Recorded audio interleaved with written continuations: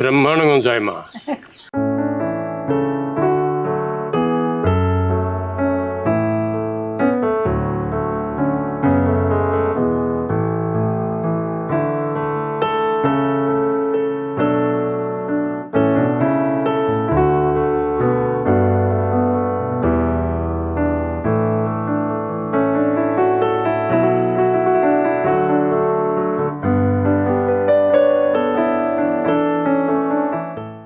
అందరికీ నమస్కారం. ఈరోజు ములక్కాయ పచ్చెనపప్పు మసాలా వేసి వండుతున్నాను. దాంట్లోకి కావాల్సిన సరుకులు చూపిస్తాను చూడండి. 150 గ్రాములు పచ్చెనపప్పు, 100 గ్రాములు మంచి నూనె, అర చెంచా పసుపు, ఓ చెంచా తాలింపు గింజలు, ఓ చెంచాన్నర కారం, ఓ చెంచాన్నర ఉప్పు, 3 ములక్కాయలు, 2 పెద్దులపాయలు, 2 పచ్చిమిరకాయలు, 3 రెబ్బల కరివేపాకు, కొంచెం కొత్తిమీర, కొంచెం అల్లం, కొంచెం కొబ్బరి, 2 చెంచాలు ధనియాలు, 5 లవంగాలు, కొంచెం దాచిన చెక్క, 3 చిన్నులపాయ రెబ్బలు. ముందుగా పచ్చెనపప్పు 10 నిమిషాలు నానబెట్టుకుందాం.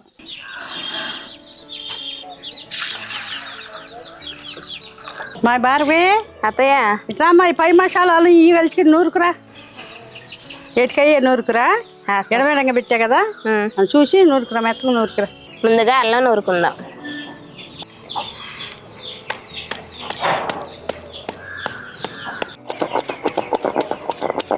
అల్లం నలిగింది, కొబ్బరి వేసుకుందాం. అల్లం కొబ్బరి నలిగిపోయింది, చిన్నులపాయ వేసుకుందాం.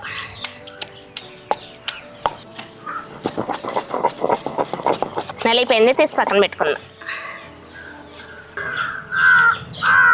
ఇప్పుడు పై మసాలా నూరుకుందాం. ధనియాలు నలిగినవి, దాసిన చెక్క, లవంగాలు, చిన్నులపాయ వేసుకుని దంచుకుందాం.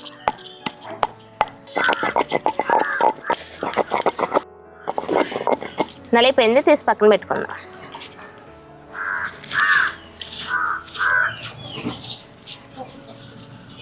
చిన్న ముక్కలు, బారు ముక్కలు అవుతాయి. చిన్న చిన్న ముక్కలు పోయి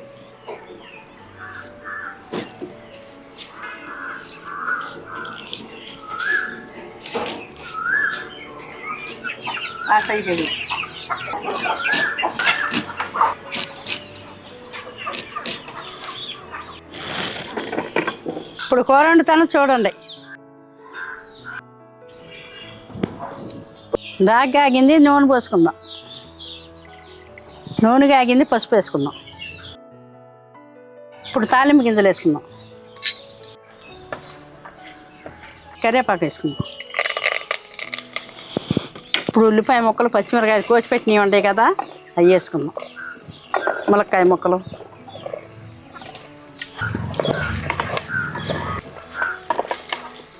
ఇప్పుడు ఉప్పు వేసుకుందాం.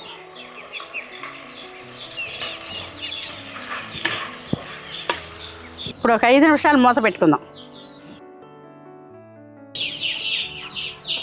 మూత తీసి ఇప్పుడు మనం నానబెట్టిన పచ్చెనపప్పు ఉంది కదా, అది వేసుకుందాం.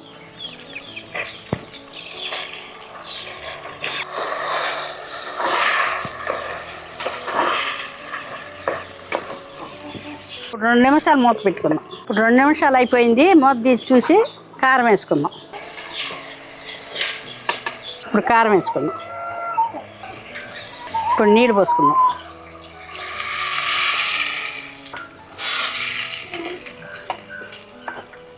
ఇప్పుడు ఒక 5 నిమిషాలు మూత పెట్టుకుందాం. ఇప్పుడు మూత తీసి అల్లము, కొబ్బరి, చిన్నులపాయ నూరి పెట్టుకున్నది ఉంది కదా, అది వేసుకుందాం. ఇప్పుడు ఒక 2 నిమిషాలు మూత పెట్టుకుందాం. 2 నిమిషాలు అయింది, మూత తీసి చూసుకుందాం.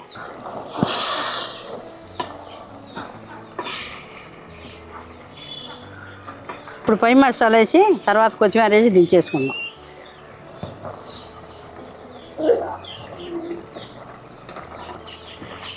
ఇప్పుడు కొత్తిమీర వేసి దించేసుకుందాం. ఇప్పుడు దించేసుకుందాం.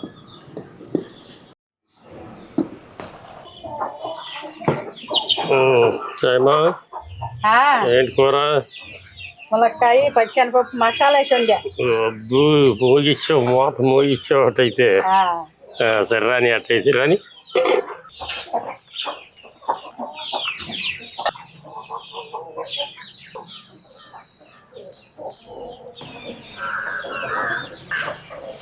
ఓకే అమ్మా.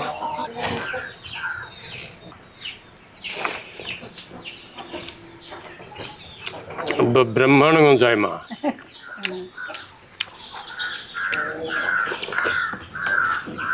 అందరికీ నమస్కారం అండి. అమ్మ పచ్చిపప్పును ములక్కాయతో మసాలా వేసి వండిందండి. ఎలా ఉందన్నా? ఎంత స్పీడ్గా వెళ్ళిందో చూడు. ఎలా ఉండేదేంటి? షార్ట్ తీసేలా మొత్తం అయిపోయిందా? మొత్తం చేయడం భలే రుచిగా ఉందయ్యా. చికెన్ కూర ఉండేట్టుందా? మాంసం కూర కూడా చాలదు, మసాలా వేసుకొని వండుకుని ములక్కాయ దాని రుచి లేదు.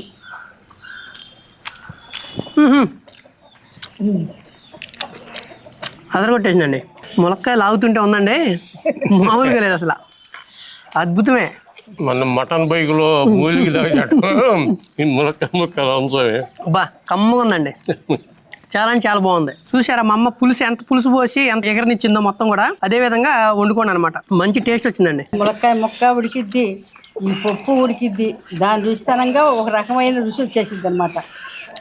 మాంసం కూర కూడా చాలదు. కాసేపుడు మూత చూసి భలే జాగ్రత్తగా కూడా కాసేసాయమ్మ. అవునా? శ్రద్ధ. కొంచెం కారం మాత్రం తగిలింది నాకైతే. మా నాన్న వాళ్ళకి సరిపోద్ది, నేను తక్కువే తింటా. కానీ మా అమ్మ కూరలు మాత్రం రుచి మాత్రం చాలా అంటే చాలా బాగుందండి. మొన్న వీడియోలో ఒక రెసిపీ చేసేటప్పుడు వేరే రెసిపీ కంపారిజన్ వద్దు అంటారు. కంపారిజన్ కాదండి, ఏంటంటే అందరూ నాన్ వెజ్ తినేవాళ్ళు ఉండరు. కాబట్టి ఏంటంటే వెజ్ వంటలు కూడా నాన్ వెజ్కి ఏమాత్రం తీసిపోవు, ఈ విధంగా వండుకుంటే చెప్పటానికి అలా కంపారిజన్ అనమాట. అంతేగాని ఇది అద్భుతంగా ఉంది అది లేదని కాదు. అంటే మా రాజుగారు మొదటి భార్య మంచిదంటే రెండో భార్య చెడ్డదని కాదు, అదనమాట. రెండు బాగుంటాయి, కాకపోతే అది తిన్నవాళ్ళు కూడా దానికన్నా బాగా చేసుకోవచ్చు ఈ విధంగా అని చూపించడమే అనమాట మా ఉద్దేశం. అంతకుమించి ఏం లేదండి. తిన్నోళ్ళు దాన్ని పోలిసి ఉండటానికి ఈ వంట. అవును, ఇదే విధంగా చేసుకోండి. టేస్ట్ అయితే చాలా అంటే చాలా బాగుంది. ఇకపోతే ఏంటంటే అందరికీ కొన్ని క్వశ్చన్లు ఉన్నాయి అన్నమాట.